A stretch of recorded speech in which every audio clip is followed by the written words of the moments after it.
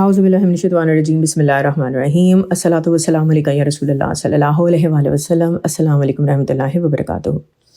آج میں ایک بہن کا بہت ہی خوبصورت زندگی کا ایکسپیرئنس آپ سے شیئر کروں گی، اور یہ جو ان کی زندگی کے حالات اور واقعات میں آپ سے شیئر کر رہی ہوں، ہر انسان تقریباً اس سے ریلیٹ کر سکے گا، کیونکہ ہم سب ہی تقریباً ان حالات سے یا اس فیز سے گزرتے ہیں. کچھ نہ کچھ ایسا ضرور ہوتا ہے کہ جب ہم اداسی میں چلے جاتے ہیں، غموں میں، مایوسی میں چلے جاتے ہیں. تو یہ بہن کا واقعہ آپ سنیں، اور یہ واقعہ سن کر بہت ہی ہمت ملتی ہے، حوصلہ بڑھتا ہے. اچھا، اس سے پہلے کہ میں واقعہ سٹارٹ کروں، میں شیئر کروں گی کہ واٹس ایپ کا جو نمبر ہے وہ آن ہوا ہے، اور وہ اس وجہ سے میں نے آن کیا ہے کہ بہت سی بہنیں اکثر اپنے واقعات یا چیزیں یا ان کے مسئلے مسائل ہیں وہ یوٹیوب کے کامنٹس میں شیئر کر دیتی ہیں، جو کہ نہیں کرنے چاہیے، بہت پرسنل ڈیٹیل ہوتی ہے.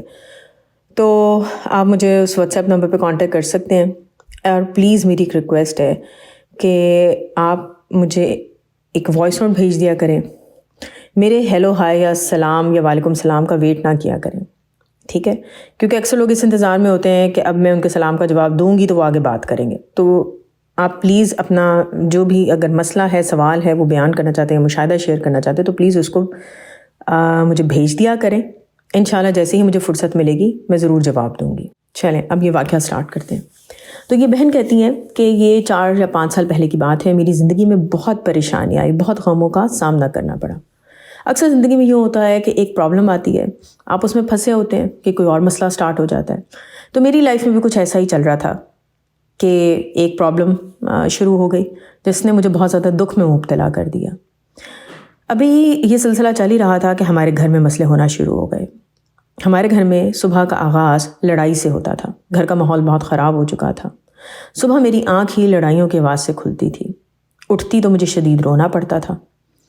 میں تو اپنی زندگی میں پہلے ہی کچھ غموں سے دکھی ہو رہی تھی، پھر گھر والوں کی یہ تکلیف دیکھ کر اور پریشان ہو گئی. ایسا لگتا تھا کہ زندگی بہت بیکار گزر رہی ہو. ایسے معاملوں میں اکثر ہم اپنے اچھے دوستوں کا سہارا لیتے ہیں، لیکن اسی دوران جب میرے غم کی شدت انتہا پر تھی، میری ایک بہترین دوست میری زندگی سے چلی گئی. اور اس کے فوراً بعد مجھے ایک اور جھٹکا لگا، وہ یہ کہ میرا پالتو بلہ جو کہ مجھے اپنی اولاد کی طرح عزیز تھا، وہ اللہ کو پیارا ہو گیا.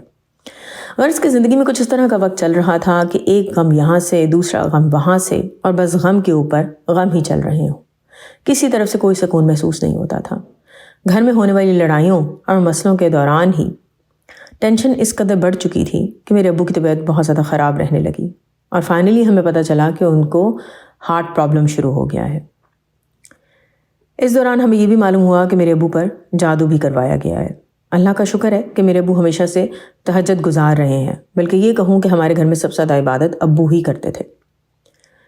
ان کی طبیعت کو بہت سارے لوگ جانتے تھے اور اس بات کی گواہی دیتے تھے کہ وہ ایک نیک دل انسان تھے، خوبصورت دل کے مالک تھے، اخلاق بہت اچھا تھا ان کا. مجھے یاد ہے کہ ایک دفعہ ابو سے پوچھا تہجد کی نماز کے بارے میں، تو انہوں نے بتایا کہ انہیں یاد نہیں کہ کبھی انہوں نے تہجد کی نماز بھی چھوڑی ہو. یہ بات سن کر میں اکثر سوچتی کہ میرے وہ والد کہ جن کے اخلاق اور نرم دلی کی لوگ گواہیاں دیتے ہیں، جو نیک ہیں، عبادت کرتے ہیں، ان سے کوئی کیوں دشمنی کرے گا اور ان کا برا کیوں چاہے گا.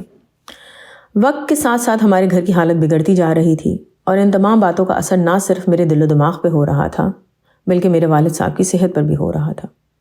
ان کی طبیعت اتنی خراب ہو گئی کہ ساری رات ہمیں ان کے پاس بیٹھنا پڑتا. رمضان کا مہینہ شروع ہوا، دل میں جیسے خوف بیٹھ چکا تھا میرے ابو کی طبیعت کو لے کر، اور پھر وہی ہوا، ہمارے خوف حقیقت میں بدل گئے. میرے ابو کی وفات رمضان کے تیسرے روزے میں ہو گئی. یہ بھی اللہ کا شکر ہے کہ اللہ تعالیٰ نے بہت خوبصورتی سے اور بہت عزت سے انہیں اپنے پاس بلا لیا.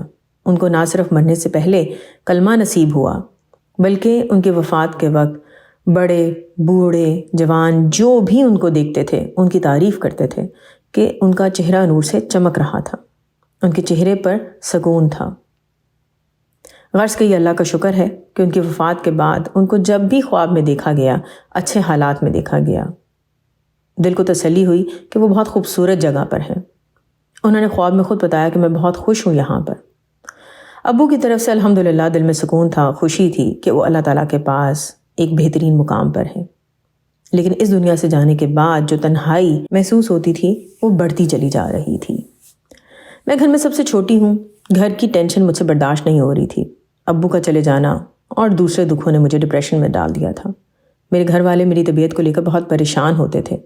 میری طبیعت دن بدن خراب ہوتی جا رہی تھی، اتنی خراب تھی کہ 2 وقت کی نماز بھی میں مشکل سے پڑھ پاتی تھی۔ اگر میں یہ کہوں کہ میں اللہ سے دور تھی تو یہ بات غلط نہ ہوگی، بلکہ میں یہ کہوں گی کہ میرے گھر میں ابو جتنی عبادت کوئی بھی نہیں کرتا تھا۔ غرض کہ میری حالت یہ ہو چکی تھی کہ میں ہر وقت روتی رہتی اور اللہ تعالیٰ سے شکایتیں کرتی رہتی کہ کیا اس پوری دنیا میں ہی ہوں کہ جس کو اتنا دکھ دیا جا رہا ہے؟ جو مجھے عزیز تھا وہ سب مجھ سے چھین لیا گیا۔ اب سوچتی ہوں تو دعا کرتی ہوں کہ اللہ تعالیٰ مجھے میری ان شکایتوں کے لیے معاف کرے۔ میں اس وقت کس قسم کی شکایتیں کرتی تھی، لیکن اس وقت جو میری حالت تھی وہ مایوسی والی تھی، میں مکمل طور پر ٹوٹ چکی تھی۔ اسی رونے دھونے کے دوران میرے دل میں یہ خیال آیا، اور یقیناً میں اس کو اللہ کا رحم ہی کہوں گی، میں نے گوگل کے اوپر سرچ کرنا شروع کر دیا کہ بندے کو اللہ تعالیٰ کی محبت کیسے ملتی ہے، انسان کو سکون کیسے ملتا ہے۔ مختلف ویڈیوز میرے سامنے آتی، وہ میں سنتی رہتی، کبھی کوئی بیان بھی سنتی۔ یقیناً یہ اللہ تعالیٰ کی طرف سے مجھے راستہ دکھایا جا رہا تھا۔ ایک دن یوٹیوب پر ویڈیو دیکھی کہ جس میں درود ابراہیم کی فضیلت بیان کی جا رہی تھی، میں اسے سننے لگی۔ درود ابراہیم کی فضیلت سننے کے بعد مجھے بہت حوصلہ ملا اور میں نے درود ابراہیم کو 100 مرتبہ روزانہ پڑھنا شروع کر دیا۔ پڑھتے پڑھتے کچھ وقت بیت گیا اور اللہ کا شکر ہے کہ میری زندگی میں جیسے آسانیاں پیدا ہونا شروع ہو گئی تھیں۔ اللہ تعالیٰ نے مجھ گناہگار کو اپنے قریب کر لیا، اور درود پاک کے صدقے سب سے پہلے جو مجھے نعمت ملی وہ یہ کہ اللہ تعالیٰ نے مجھے 5 وقت کی نماز ادا کرنے کے قابل بنایا۔ کبھی وہ وقت تھا کہ میں 2 وقت کی نماز بھی مشکل سے پڑھ پاتی تھی۔ پھر اللہ تعالیٰ نے مجھے نماز کی پابندی کے ساتھ ساتھ قرآن پڑھنے کی ہدایت بھی عطا فرمائی، جس پر میں اللہ تعالیٰ کی شکر گزار ہوں اور احسان مند ہوں۔ اب میں 100 کے بجائے 200 مرتبہ درود ابراہیم روزانہ پڑھنے لگی، ساتھ میں نمازوں کی پابندی کرتی تھی اور قرآن پاک بھی پڑھتی تھی۔ گھر کے حالات بہتر ہوتے جا رہے تھے، زندگی میں بدلاؤ آتا جا رہا تھا۔ درود شریف کی برکت سے مجھے سکون ملنے لگا۔ جن لوگوں کی وجہ سے گھر میں لڑائی رہتی تھی وہ گھر سے چلے گئے تو مزید سکون آ گیا۔ کہاں وہ بے چینی اور وہ غم کہ زندگی جینا مشکل لگتی تھی، اور اب وہ وقت کہ سکون کا احساس ہونے لگا تھا۔ درود شریف نے نہ صرف مجھے بلکہ میرے گھر والوں کی حالت کو بھی بدلا۔ میرے سب گھر والے آہستہ آہستہ نماز کی پابندی کرنے لگے، روزانہ قرآن پاک بھی پڑھنے لگے، یہاں تک کہ تہجد میں بھی اٹھنے لگے۔ دلوں میں شکر اور خوشی محسوس ہونے لگی۔ اسی دوران اپنے والد صاحب کو بھی خواب میں دیکھا اور بہت ہی خوبصورت حالت میں دیکھا۔ میں نے دیکھا کہ ان کے جسم سے نور نکل رہا ہے۔ کبھی خواب میں ان کو قرآن پاک بھی پڑھتے دیکھا۔ میرے ابو کی ہمیشہ سے یہ خواہش تھی کہ ہم سب گھر والے نماز کی پابندی کریں اور اللہ تعالیٰ سے جڑیں۔ یہ اللہ کی مرضی کہ ان کی زندگی میں تو ایسا نہیں ہو سکا، لیکن یقیناً یہ ان کی دعا تھی کہ ہم سب گھر والے اللہ تعالیٰ سے جڑنے کی کوشش کر رہے تھے۔ میں تو یہ بھی کہوں گی کہ یقیناً یہ میرے ابو کی دعائیں ہی تھیں میرے حق میں کہ مجھے درود پاک کی نعمت ملی۔ اور پھر آہستہ آہستہ خوابوں کا ایک خوبصورت سلسلہ شروع ہو گیا۔ ایک مرتبہ خواب میں دیکھا کہ میں مدینہ شریف میں ہوں، گنبد خضرا میرے سامنے ہے اور میں گنبد خضرا کو مسلسل دیکھتے ہوئے درود شریف پڑھ رہی ہوں۔ اسی طرح ایک دفعہ خواب میں دیکھا کہ میں روضہ مبارک کے اندر حضور پاک صلی اللہ علیہ وسلم کی قبر مبارک کے پاس کھڑی درود پاک پڑھ رہی ہوں۔ ایک دفعہ خود کو مدینہ شریف کی گلیوں میں گھومتے دیکھا۔ اسی طرح ایک مرتبہ بہت ہی مبارک خواب دیکھا کہ حضور پاک صلی اللہ علیہ وسلم کا روضہ مبارک کھلتا ہے، میں اس کے اندر جاتی ہوں اور خوب درود شریف پڑھتی ہوں۔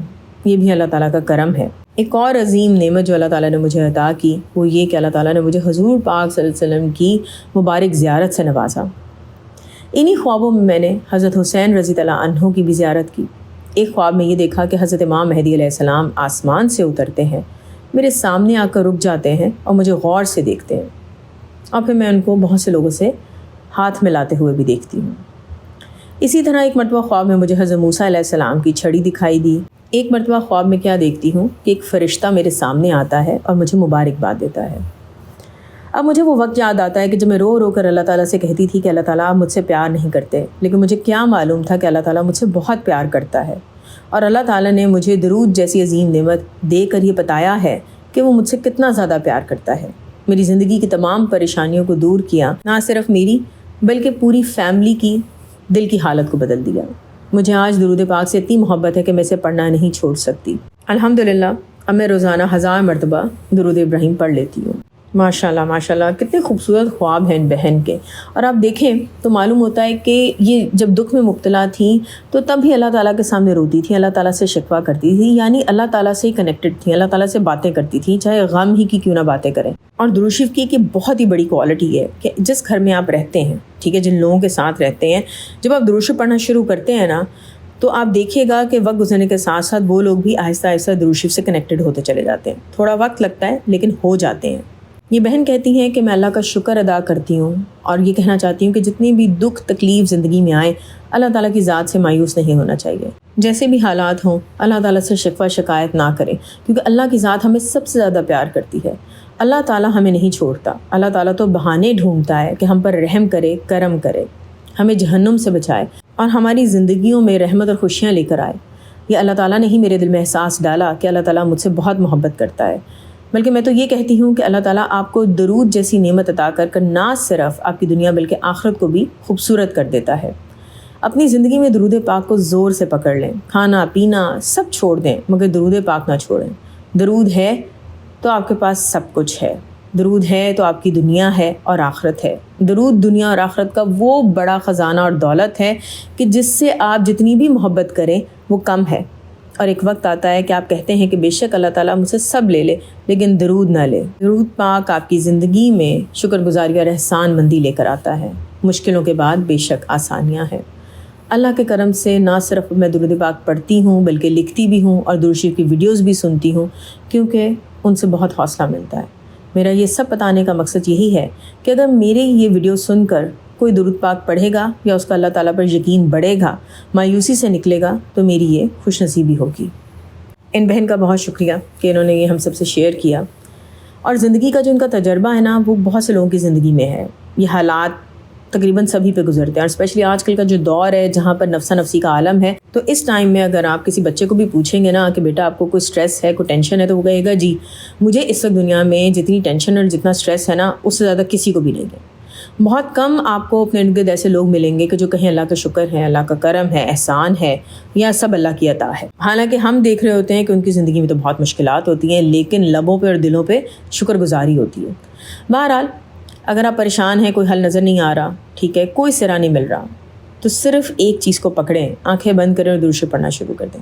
آپ جیسے جیسے درود شریف پڑھتے جائیں گے آپ دیکھیں گے کہ آپ پر رحمتوں کی کرم نوازی ہوگی، ایک بارش ہوگی، اور آپ کے ذہن سے اللہ تعالیٰ آہستہ آہستہ تمام الجھنوں اور پریشانیوں کو دور کر دیں گے. جب زندگی میں مشکلات آئیں نا تو سوچا کریں کہ دیکھیں یہ دنیا ہمارا امتحان ہے. ہم یہاں خوش رہنے کے لیے یا صرف خوش رہنے کے لیے نہیں آئے. جب ہم مشکلات سے گزر رہے ہوتے ہیں نا تو ان میں اگر ہم صبر اور شکر کر لینا، مایوس نہ ہوں، اللہ تعالیٰ سے اپنی امید کو قائم رکھیں بلکہ حوصلہ رکھیں، تو آپ یقین کریں اللہ تعالیٰ اتنا عطا کرتے ہیں کہ سنبھالا نہ جائے.